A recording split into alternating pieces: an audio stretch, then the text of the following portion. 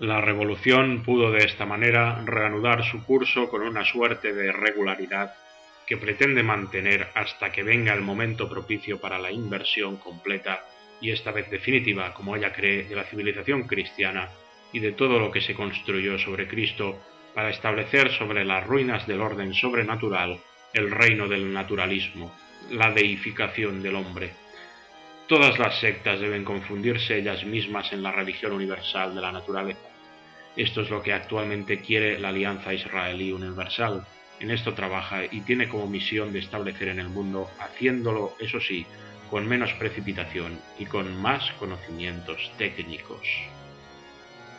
¿Comprenden ahora la magnitud de la mentira en la que hemos estado inmersos tantos años?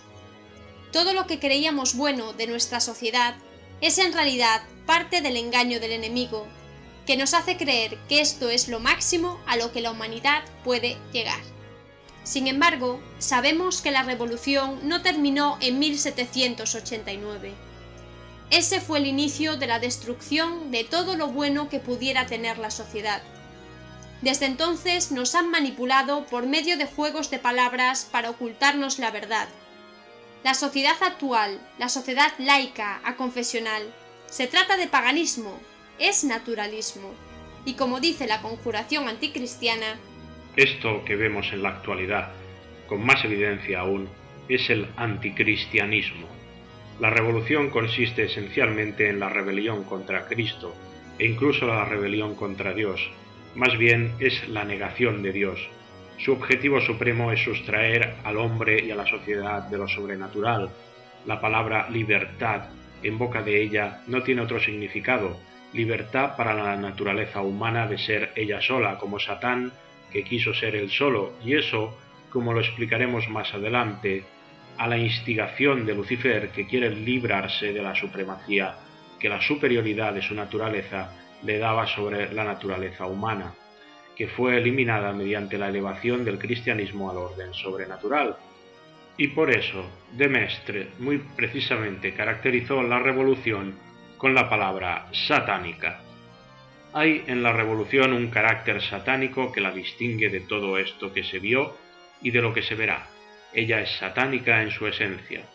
A este odio a Cristo, que no se creía posible en el seno del cristianismo, se le suma la rebelión directa contra Dios. A esto se le suma también la corrupción y la extrema bajeza a que el corazón humano puede llegar. Lo que no se había visto lo vemos hoy. La revolución es la lucha entre el hombre y Dios. Quiere ser el triunfo del hombre sobre Dios. Y presten atención a esta afirmación de la conjuración anticristiana.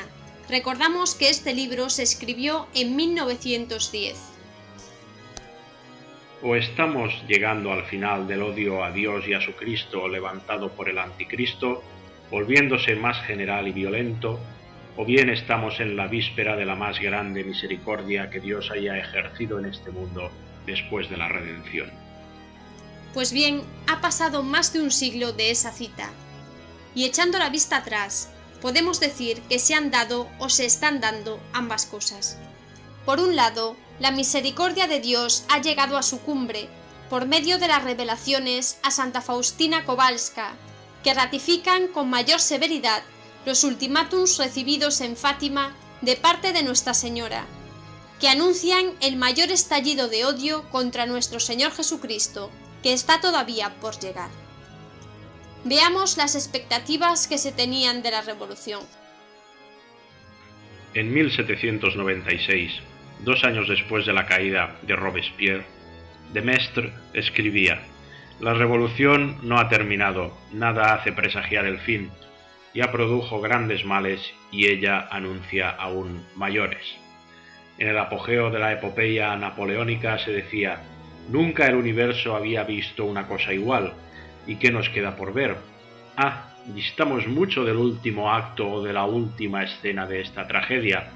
Nada anuncia el final de la catástrofe, y todo anuncia que por el contrario ella todavía debe durar». Fue en 1806 que él formulaba este pronóstico. Al año siguiente invitaba a Rossi a hacer con él esta observación: ¿Cuántas veces desde el origen de esta terrible revolución tuvimos todas las razones del mundo para decir «acta est diabula»? Y sin embargo, la obra continúa. Es tan cierto que la sabiduría consiste en saber prever de una mirada firme la época en que estamos, es decir, una de las mayores épocas del universo. Desde la invasión de los bárbaros y la renovación de la sociedad en Europa, nada igual ha sido visto en el mundo. Se necesita tiempo para asimilar operaciones, y repugna también creer que el mal pueda no tener un final o que pueda terminar mañana. El mundo político está absolutamente trastornado. Hasta en sus fundamentos ni la generación actual, ni probablemente aquella que la sucederá, podrá ver la realización de todo lo que se está preparando. Tenemos quizás 2 siglos. Cuando pienso en todo lo que le deberá suceder a una Europa y al mundo, me parece que la revolución recién comienza. Desde los tiempos de la Reforma, decía él, incluso desde la de Wycliffe, existió en Europa un cierto espíritu terrible e invariable que trabajó sin descanso en invertir las monarquías europeas y el cristianismo. Bajo este espíritu destructivo vinieron a juntarse todos los sistemas antisociales y anticristianos que aparecieron en nuestros días. El calvinismo, el jansenismo, el filosofismo, el iluminismo, etc. Añadámosle el liberalismo, el internacionalismo y el modernismo. Todo esto hace que sea considerado como una sola secta que juró la destrucción del cristianismo y la de todos los tronos cristianos, pero sobre todo la casa de los Borbón y la sede de Roma. En la memoria dirigida en 1809 a su soberano Víctor Manuel I se decía: las cosas se arreglarán por una convulsión general del globo. Esta es una de las mayores épocas del universo. Mientras más examino lo que pasa, más me persuado de que asistimos a una de las más grandes épocas del género humano. El mundo está en un estado de parto. Y prosigue explicando. Estado de parto, esto es lo que hace que un espacio de tiempo sea una época. Fue en la época del diluvio que parió la nueva generación de hombres, en la época de Moisés que parió al pueblo electo, en la época de Cristo que parió al pueblo cristiano. La época de la revolución es la época del antagonismo más agudo entre la civilización cristiana y la civilización pagana, entre el naturalismo y lo sobrenatural, entre Cristo y Satanás. ¿Cómo será el fin de la lucha? Lucifer y los suyos piensan en que triunfarán. Los judíos dicen que será la venida de su Mesías, que el reino del anticristo está cerca, y que ese reino abrirá para su beneficio la más grande época del mundo. ¿Y qué teníamos hace un siglo, a principios del siglo XX? La conjuración anticristiana lo describe, y visto lo que ha sucedido desde entonces, las conclusiones son obvias. Juzguen por ustedes mismos. Un conflicto sordo que viene desde los orígenes del cristianismo. Desde el día en que la Iglesia se esforzó en propagar la verdadera civilización, se encontró enfrente de sí con la resistencia de los malos instintos de la naturaleza humana. Waldeck Rousseau, en su discurso sobre la discusión de la ley de las asociaciones del 28 de octubre de 1900, dijo: en este país, cuya unidad moral, su fuerza y su grandeza, que se forjó a través de los siglos, crecen sin conocerse, 2 juventudes que un día se encontrarán y no se reconocerán con el riesgo de no comprenderse. Poco a poco se han ido formando 2 sociedades diferentes, una cada vez más democrática, arrastrada por la corriente de la revolución, y la otra cada vez más imbuida de las doctrinas que se creían no habían sobrevivido al gran movimiento del siglo XVIII. Destinadas están un día a chocar. Y por favor, presten atención, porque lo que aquí se anunciaba como futuro ya ha sucedido. Waldeck Rousseau, en el discurso de Toulouse, explicó en estos términos la razón de darle prioridad a la ley contra las congregaciones religiosas. Este hecho, la coexistencia de 2 juventudes de 2 sociedades, no se explica por el libre juego de las opiniones. Este supone un sustrato de influencias que antes estaban ocultas pero que ahora son más visibles. Es un poder que ya no es oculto y que constituye dentro del Estado una potencia. un poder rival.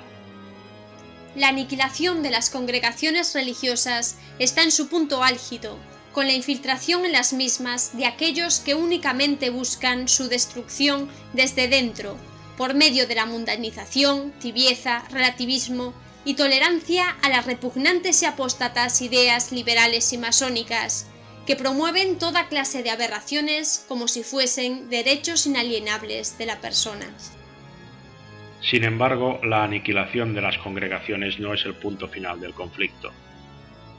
Siendo su objetivo el establecimiento del reinado del Anticristo sobre la tierra, seríamos muy ingenuos si pensásemos que la destrucción de las congregaciones es suficiente para conseguir esto. ¿Cuál es, por tanto, la razón que mueve a tantos criminales masónicos, traidores infieles, siervos de Satanás, para atreverse a entrar en las filas de la Santa Iglesia Católica y, como Judas Iscariotes, hacerse pasar por discípulos para poner sus manos criminales sobre los bienes sagrados y poder destruir, traicionar y aniquilar a la esposa de Cristo, del mismo modo que él fue traicionado, torturado y asesinado? En la conjuración anticristiana tenemos la respuesta. Esto se debe a que la mera presencia de los religiosos en medio de la sociedad constituye una continua predicación cristiana para no perder de vista cuál es el fin último del hombre, el objetivo principal de la sociedad y la naturaleza de lo que debe ser la verdadera civilización.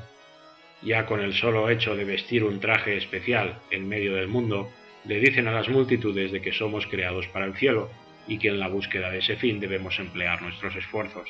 A esta predicación silenciosa se añade la de sus obras. Cuantos más actúen, cuantos más enseñen, hay y habrá no solamente dos juventudes, sino que dos sociedades, la sociedad católica y la sociedad masónica, teniendo cada una un ideal diferente e incluso opuesto, luchando entre sí y buscando su propio triunfo. Y como la masonería y el catolicismo se extienden por el mundo entero, en todas partes las dos ciudades estarán involucradas, en todo tiempo y lugar, en la misma batalla. Por todas partes se le ha declarado la guerra a las órdenes religiosas y el lema en todo el mundo es ir a la caza de ellas, de destruirlas. Son las leyes, los decretos que la francmasonería ha promulgado contra ellas en todos los países, no solo en el siglo XIX, pero la destrucción de la vida monástica no es ni puede ser, como dice Walter Rousseau, sino que el punto de partida.